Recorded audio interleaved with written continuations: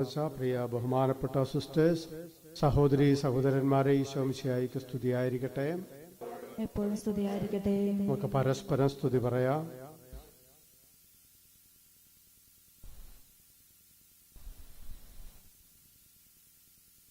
പ്രിയപ്പെട്ടവരെ, ഇന്നത്തെ സുവിശേഷത്തിൽ ഫരിസേയർ യേശുവിനെ സമീപിച്ച് ചോദിക്കുകയാണ്, ദൈവരാജ്യം എപ്പോഴാണ് വരുന്നത്?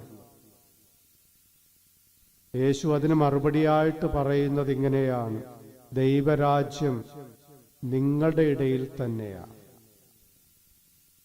നമുക്കറിയാം, ഒരു രാജ്യത്തെപ്പോഴും രാജാവുണ്ടാകണം, പ്രജകളുണ്ടാകണം, നിയമവ്യവസ്ഥകളുണ്ടാകണം. ഒരു ഓർഗനൈസ്ഡ് സിസ്റ്റമാണ് ഒരു രാജ്യമെന്ന് പറയുന്നത്. എന്നാൽ ദൈവത്തിന്റെ രാജ്യമെന്ന് പറയുന്നത് അതൊരവസ്ഥയാണ്. ഭൂമിശാസ്ത്രപരമായിട്ടുള്ള ഒരു രാജ്യമല്ല, ഒരു പ്രദേശമല്ല, ഒരു സ്ഥലമല്ല. അത് ഒരു സ്ഥിതിയാണ്, ഒരു അവസ്ഥയാണ്. അതായത് സ്നേഹത്തിന്റെയും സാഹോദര്യത്തിന്റെയും സമൃദ്ധിയുടെയും സന്തോഷത്തിന്റെയും സംതൃപ്തിയുടെയും സമാധാനത്തിന്റെയും ഒക്കെ ഒരവസ്ഥ. അത് ദൈവം ഭരിക്കുന്ന ഹൃദയങ്ങളിലാണ് ഉണ്ടാകുന്നത്. സ്വർഗസ്ഥനായ പിതാവേ എന്ന പ്രാർത്ഥന നമ്മൾ ചൊല്ലുമ്പോൾ, അങ്ങയുടെ രാജ്യം വരണമേ, അങ്ങയുടെ തിരുമനസ് സ്വർഗത്തിലെ പോലെ ഭൂമിയിലുമാകണമേ എന്ന് നമ്മൾ പ്രാർത്ഥിക്കാറുണ്ട്.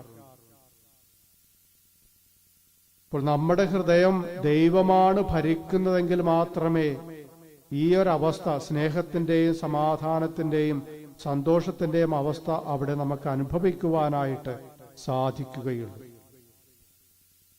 നമുക്കറിയാം, ഭരണങ്ങൾ പലപ്പോഴും മാറി മാറി വരാറുണ്ട്. ഇന്ന് നമ്മുടെ ഹൃദയം ഭരിക്കുന്നത് ആരാണ്?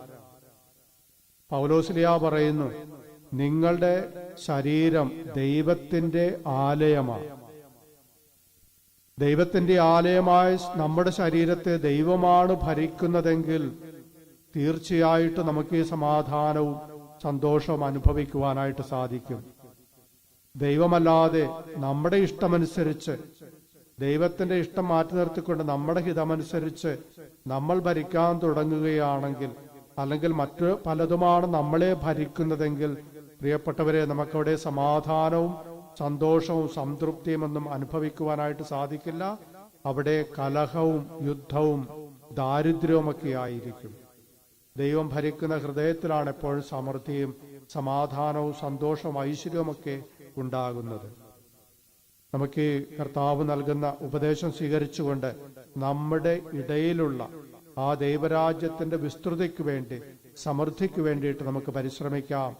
നമ്മുടെ ഹൃദയത്തിൽ കുടിയിരിക്കുന്ന മറ്റു പലതിനെയും ഉപേക്ഷിച്ചുകൊണ്ട്, നമ്മളെ ഭരിക്കുന്ന മറ്റു വസ്തുക്കളെയെല്ലാം, വ്യക്തികളെ, അന്ധകാര ശക്തികളെയൊക്കെ വിട്ടുപേക്ഷിച്ചുകൊണ്ട് കർത്താവ് നമ്മുടെ ഹൃദയത്തിൽ നിറയുവാനും, കർത്താവ് നമ്മെ ഭരിക്കുവാനും, കർത്താവിന്റെ ഹിതമനുസരിച്ച് ജീവിക്കുവാനും നമുക്ക് ആഗ്രഹിക്കാം.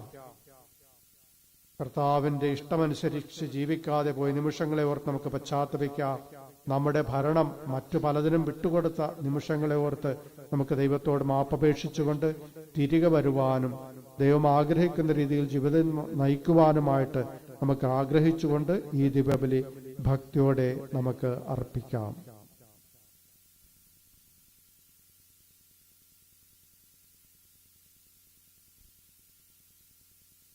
സർവശക്തനായ